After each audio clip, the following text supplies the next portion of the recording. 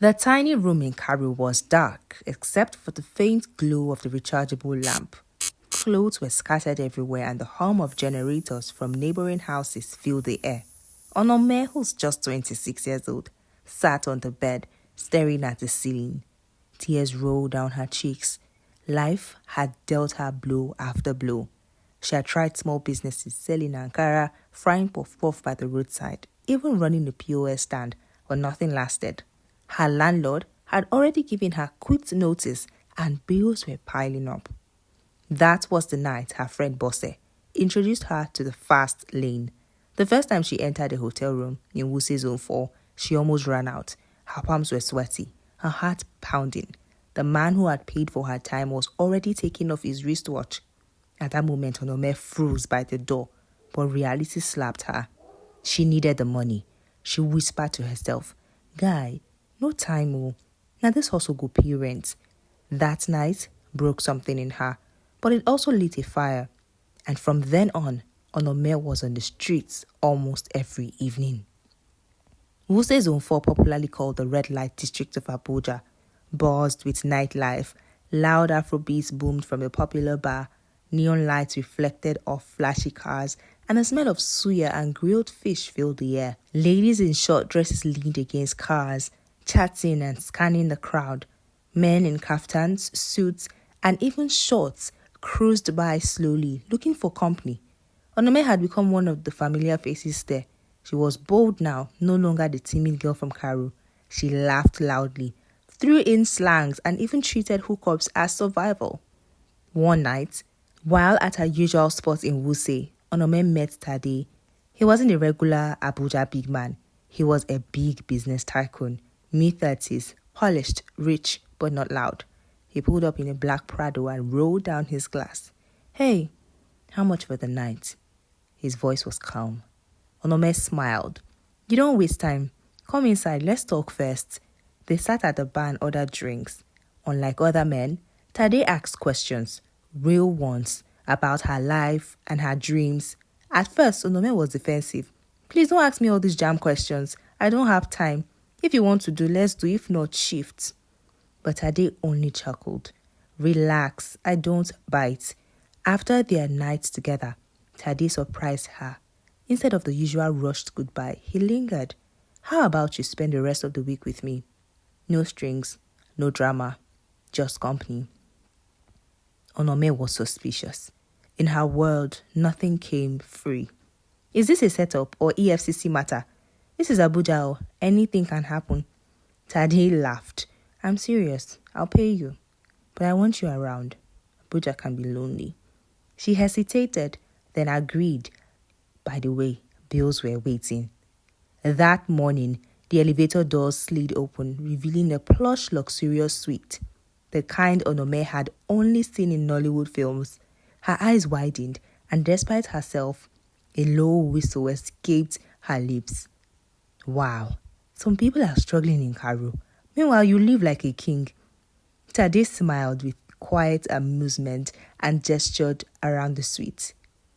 "Make yourself comfortable. Do you want some wine?" Onome laughed nervously, still clutching her handbag like it was a lifeline. "To be honest, this kind of place scares me. It's how people disappear in movies." "Relax," Tade said. "I am not a ritualist. If I were, I wouldn't be driving in Prado at the flying private jets." That broke the tension. Laughter spilled from her belly, freer this time. Dinner was laid out, rich aromas filling the air. Tade uncorked a bottle of red wine and poured into 2 glasses. Onome sniffed her suspiciously, nose wrinkling. "This smells like cough syrup," she said flatly. Tade burst into laughter. "It's wine, not alabukun. Just try a little." She took a cautious sip, then immediately pushed the glass away, frowning. "God forbid, please give me Star Radler instead." Tade laughed even harder, shaking his head. "You're killing me." "Okay, Radler it is." The evening rolled on with food, jokes, and easy banter. And for the first time, Onome forgot she was on the job. She was simply herself. But when silence fell, reality crept back in. She pushed her plate aside. Her voice was low. "Why are you being so nice to me? Is it pity? Because honestly, I don't trust men. Tade's expression softened, his tone steady. It's not pity. I'm just curious. You are different. You have fire. But I can also see that you are fighting battles no one else can see. Her eyes flickered away. Tears threatened, but she blinked them back. The next morning, Onome dressed quietly, preparing to sleep away. Tade watched her from the bed, silent for a long moment before he spoke. Stay. Spend the week with me. Onome froze, half turned towards the door. A week?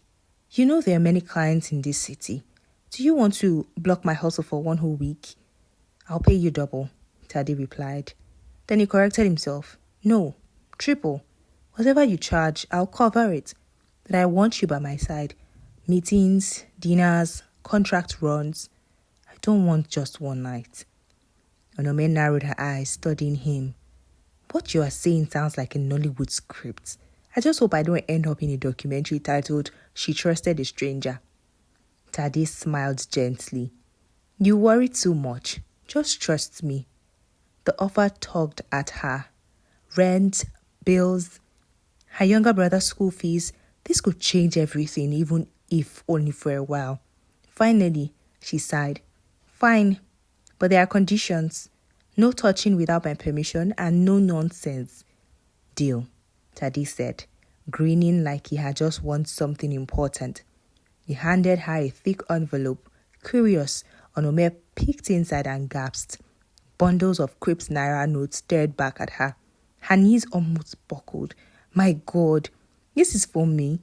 Yes, Tade said calmly. First installment. She clutched the money like treasure. For the first time in years, she felt the power shift in her favor. But Tade wasn't done. Tomorrow we'll go shopping. You can't follow me to meetings dressed like... He hesitated, eyeing her short, flashy dress. Like what? Say it. She challenged playfully. He smirked, like someone selling recharge cards at the junction. Her mouth fell open in mock horror. She swatted his shoulders. You're wicked, though. Don't you know this is the latest fashion in Wuse? They both laughed, the tension dissolving. But when the laughter faded, Onome's chest tightened with quiet nerves. What if she couldn't fit into his world? The next morning, she woke up in crisp white sheets, sunlight peeking through the curtains. She blinked, disoriented for a moment. Tade was already up, neatly dressed, sipping coffee, as he scrolled through his iPad. Without looking up, he spoke. Good morning, Miss Onome. She stretched, adjusting the sheet around her. Morning, you're up early. Habit, he replied. Too many years of board meetings and conference calls. He finally looked at her, studying her face. His gaze held curiosity, not lust. You don't look like the type who should be doing this. Onome gave a sharp laugh. And what type should I look like? Hunger doesn't respect type. Still, Tade said quietly, you're different. She brushed him off. Forget it. Do you want me to order breakfast? No, he answered, then gestured for her to sit. Come here. She hesitated, then sat across from him. He slid an envelope across the table. For last night and for your time. Onome eyed the envelope, her pride clashing with her reality. She took it quietly. After a pause, he added, have dinner with me tonight. She blinked in surprise. Dinner, as in proper dinner with you. Yes, Tade said simply. No business, no negotiations, just dinner. She studied him as though waiting for a joke. But when none came, she finally nodded. Tade insisted on taking Onome shopping. At that moment, she felt nervous, out of place among polished shoppers and rows of designer clothes. The attendants gave her disapproving looks, whispering behind polite smiles. She leaned toward him and said, this place isn't for me. Let's just go. His voice was calm and steady. Relax. You belong anywhere you choose to belong. An attendant handed her a sleek gown. Reluctantly, she tried it on and stepped out of the changing room. Tade's expression softened with genuine admiration. Perfect. Onome turned to the mirror, stunned by her own reflection. For the first time in years, she saw not just a hustler surviving the city, but a woman who could be more. The boutique attendant stirred, while she walked out in the shimmering gown. Their judgmental smiles faltered, and one even struggled to hide her surprise. Tade's eyes lingered a moment longer than they should. For once, Onome didn't feel like a girl from Zone 4. She felt seen. That evening, the two of them had dinner at the Transcorp Hilton.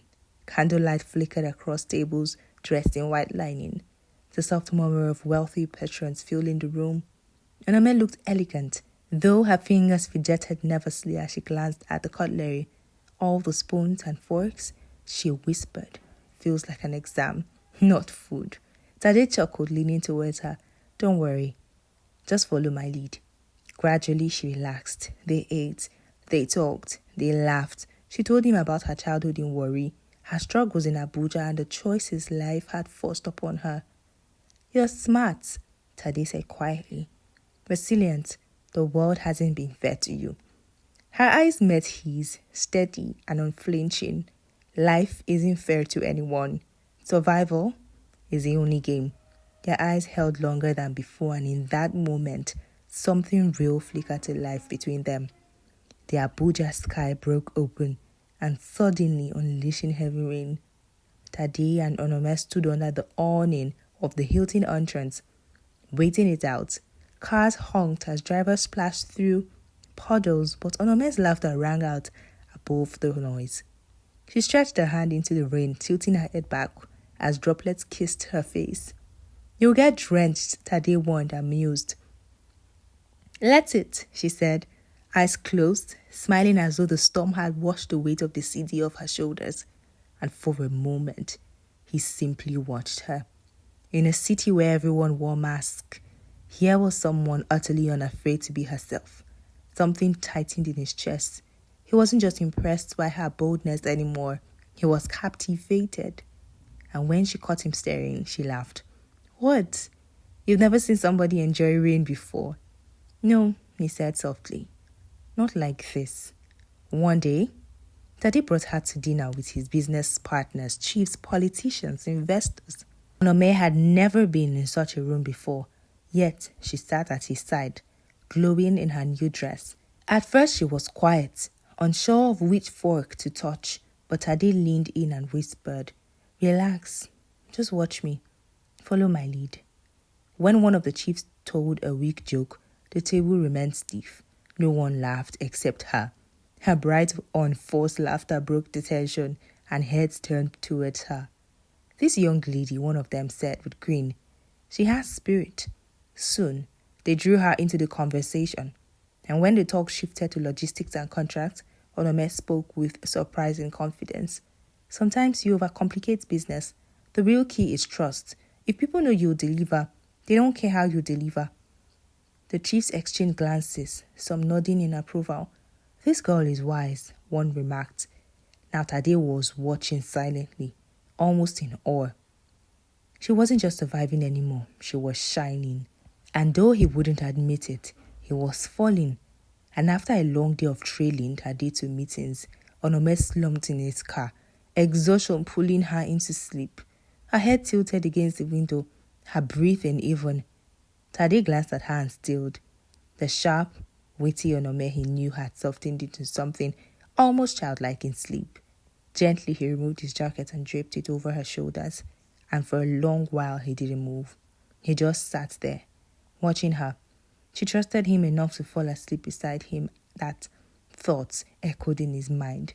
In his world, trust was currency, rarer than gold, and here she was giving it to him freely, without asking for anything in return. He exhaled slowly, admitting to himself for the first time that this was no longer business. He was in love. Later that night, back at the suite, Onome kicked off her heels with a groan of relief. These shoes are punishment, he muttered. If not for you, I would have removed them under the table. Tade laughed, not the polite chuckle he used in boardrooms, but a deep, genuine laugh he hadn't felt in years. Onome looked at him and raised brows. You don't laugh much, do you? He grew quiet, his smile fading into something softer. I forgot how to. The silence that followed was gentle. Onome stood up and stepped into the balcony of Tade's suite. The city stretched before them, lights twinkling, voices floating faintly from the streets below. She leaned on the railing, quiet. "When I was a girl in Warri," she began, "we used to chase fireflies in the dark. That was before life got complicated. Back then, I thought the world was magic." Tade listened, every word sinking deeper than she knew. "Do you still believe in magic?" he asked gently. She gave a small smile, shaking her head. Survival doesn't leave space for magic. And without thinking, he reached out and took her hand. He didn't kiss it, didn't pull it closer. He simply held it, warm and steady against the night breeze. There she looked at him in surprise, but didn't pull away. In the silence, Tade realized it wasn't desire that bound him to her. It was something else, something more dangerous and beautiful. The next morning, when he had a presentation with potential investors, she assumed he would leave her at the hotel as usual, but he surprised her. "Come with me," he said. "To where? That's a boardroom matter. What would I even be doing there?" "Just be yourself."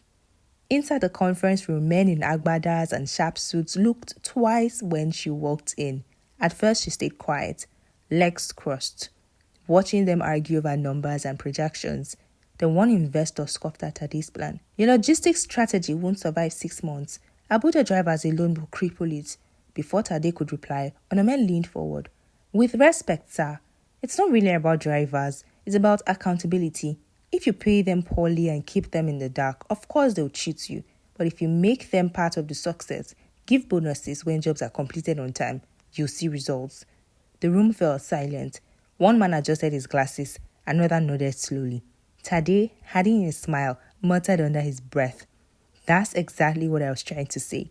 But he knew it wasn't. She had said it better.